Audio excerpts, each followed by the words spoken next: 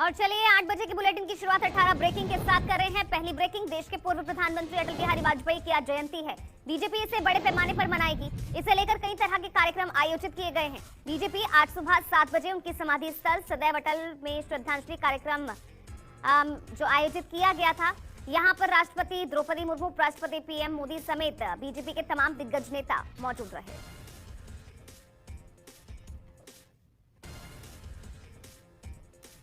और चलिए दूसरी ब्रेकिंग पर नजर डाल लेते हैं। आज मन की बात का 96वां संस्करण है। आज पीएम मोदी मन की बात देश की जनता से विचार साझा करेंगे। पीएम मोदी सुबह 11 बजे आकाशवाणी के जरिए जनता को संबोधित करेंगे। हिमाचल प्रदेश और गुजरात के विधानसभा चुनावों के बाद और संसद का शीतकालीन सत्र खत्म होने के बाद इस साल का आखिरी मन की बात का ये कार्यक्रम होगा।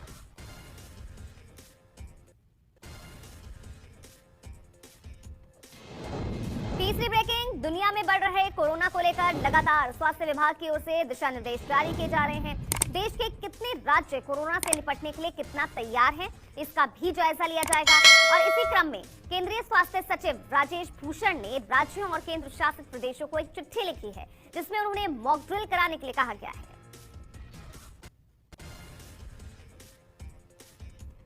चौथी ब्रेकिंग, राहुल गांधी आज सुबह राजीव गांधी की समाधि वीरभूमि, इंदिरा गांधी की समाधि शक्ति स्थल, पंडित जवाहरलाल नेहरू के समाधि स्थल शांतिवन, लाल बहादुर शास्त्री के समाधि स्थल विजय घाट और राष्ट्रपिता महात्मा गांधी की समाधि राजघाट पर श्रद्धांजलि देने जाएंगे। इसके अलावा राहुल पूर्व प्रधानमंत्री अटल बिहारी वाजपेयी के समाधि स्थल स्मृति स्थल पर भी श्रद्धांजलि अर्पित करने पहुंचेंगे।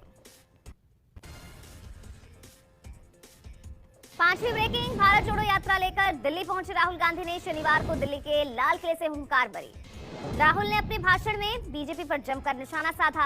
राहुल ने बीजेपी पर हमला बोलते हुए कहा कि बीजेपी ने मेरी छवि खराब करने के लिए करोड़ों रुपए खर्च किए। उन्होंने कहा कि सच्चे मुद्दों से जनता का ध्यान भटकाने के लिए केंद्र सरकार लोगों के बीच नफरत की राजनीति कर रही है।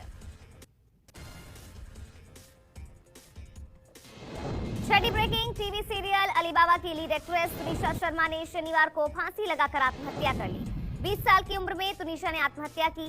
तुनिशा शर्मा की सुसाइड केस में उनके काफी करीबी रहे एक्टर शिजान मोहम्मद खान के खिलाफ वालिद पुलिस स्टेशन में आईपीसी की धारा 306 के तहत एफआईआर दर्ज कर ली गई है। तुनिशा शर्मा की मां की शिकायत के बाद एक्टर को गिरफ्तार कर लिया गया है। और चलिए रुक कर लेते हैं 7वीं ब्रेकिंग का। श्री कृष्ण जन्मभूमि पर मथुरा कोर्ट का बड़ा फैसला आया है। मथुरा की स्थानीय अदालत ने श्री कृष्ण जन्मभूमि और शाही ईदगाह मस्जिद की विवादित जमीन के सर्वे कराने का आदेश दिया है। कोर्ट के आदेश के मुताबिक सर्वे का काम 2 जनवरी से शुरू होगा। जिला कोर्ट ने सरकारी जमीन को सभी पक्षों की मौजूदगी में सर्वे कराने का निर्देश दिया है। कोर्ट ने 20 जनवरी तक सर्वे रिपोर्ट जमा करने के लिए कहा है।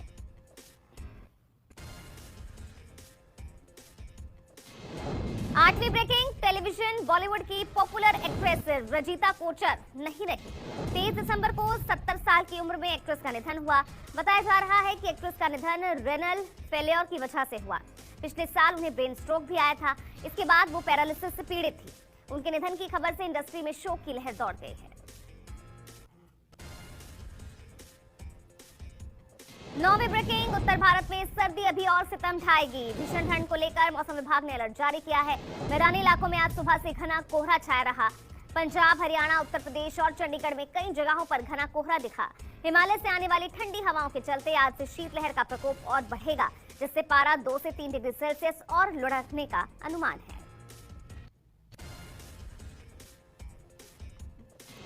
10वीं ब्रेकिंग, बिहार में पिछले कुछ दिनों से तापमान में गिरावट आने के साथ साथ ठंड बढ़ रही है। सर्दी को देखते हुए शिक्षा विभाग ने राज्य के सभी सरकारी स्कूलों को 26 दिसंबर से 31 दिसंबर तक बंद करने का आदेश दिया है। बिहार शिक्षा विभाग की ओर से शुक्रवार 23 दिसंबर को यह आदेश जारी किया गया, जो राज्य के सभी सरकारी स्कूलों पर लागू होगा। मौसम की स्थिति को देखते हुए स्कूल बंद की अवधि को आगे भी बढ़ाया जा सकता है।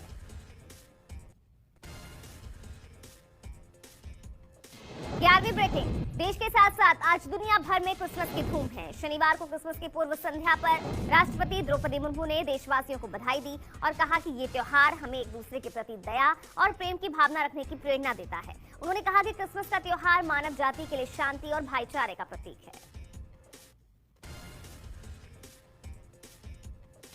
12वीं ब्रेकिंग, हिमाचल प्रदेश के मुख्यमंत्री सुखविंदर सिंह सुक्खू पर बीजेपी ने बदले की भावना से काम करने का आरोप लगाया है। इसे लेकर आज शिमला में बीजेपी विधायक दल की बैठक होगी। इस बैठक में बीजेपी के स्थानीय नेताओं के साथ साथ केंद्रीय नेतृत्व भी शामिल होगा। इसी बैठक में नेता प्रतिपक्ष पर भी फैसला लिया जाएगा।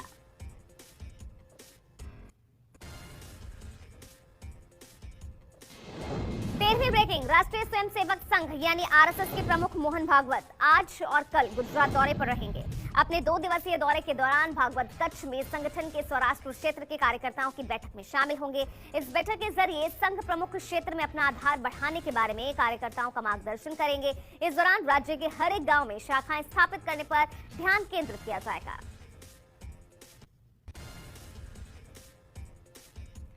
और चलिए अब रुक करते हैं अगली ब्रेकिंग का। राजस्थान में टीचर भर्ती परीक्षा का पेपर लीक होने के बाद हंगामा बढ़ता जा रहा है।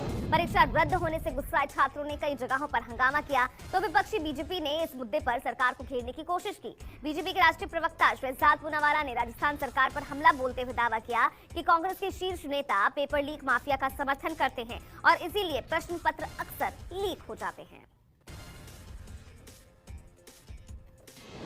15वीं ब्रेकिंग, बिहार में एसएससी पेपर लीक होने का मामला सामने आया, जहां परीक्षा का पेपर कैंडिडेट्स के एग्जाम सेंटर पर बैठते ही बाहर आ गया। पेपर सोशल मीडिया पर वायरल भी होने लगा।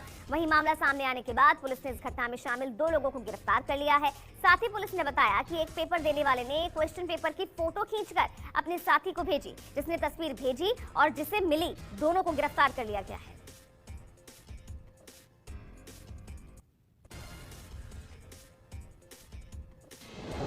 16वीं ब्रेकिंग, बीजेपी के राष्ट्रीय महासचिव बीएल संतोष आज त्रिपुरा जाएंगे। राज्य में आगामी विधानसभा चुनाव के लिए पार्टी की तैयारियों की समीक्षा करने के लिए बीएल संतोष का त्रिपुरा दौरा रखा गया है। केंद्रीय गृह मंत्री अमित शाह और पार्टी के राष्ट्रीय अध्यक्ष जेपी नड्डा के जनवरी के पहले हफ्ते में त्रिपुरा आने की संभावना है। ऐसे में पार्टी के राष्ट्रीय महासचिव का ये दौरा दोनों ही शीर्ष नेताओं की यात्रा से पहले हो रहा है।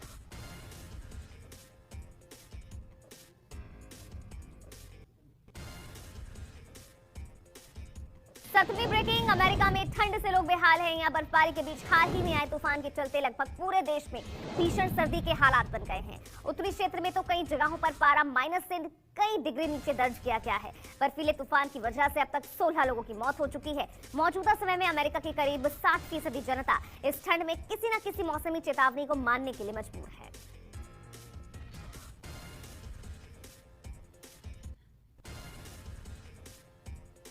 और 18वीं ब्रेकिंग, फ्रांस की राजधानी पेरिस में फायरिंग के बाद हालात बेकाबू होते जा रहे हैं। गोलीबारी की घटना का विरोध कर रहे लोगों का पुलिस से आमना सामना हुआ। घटना के विरोध में उतरे लोगों ने सड़कों पर प्रदर्शन किया। इस दौरान प्रदर्शनकारियों और पुलिस की झड़प हो गई, जिससे गुस्साए लोगों ने आग लगा दी, कारों को पलट दिया। तो वहीं पुलिस को प्रदर्शनकारियों को काबू करने के लिए आंसू गैस का इस्तेमाल करना पड़ा।